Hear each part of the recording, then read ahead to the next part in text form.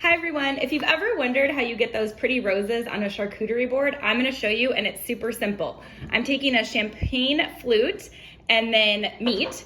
I like thinner meat if you can find it, and you're just gonna go around the rim of really any glass. So you take your meat, you press it around the rim just like this, and then you take another piece, you overlap that first one, and you're just gonna go all around.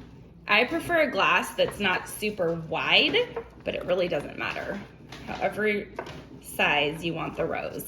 So I'm just overlapping and going all the way around.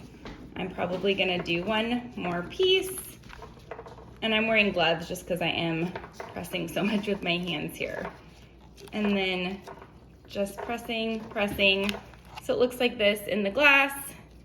And then I'm gonna just take it on my board and just set it in here. Just like that, so pretty. Follow All Mom Does for additional tips, tricks, and daily inspiration.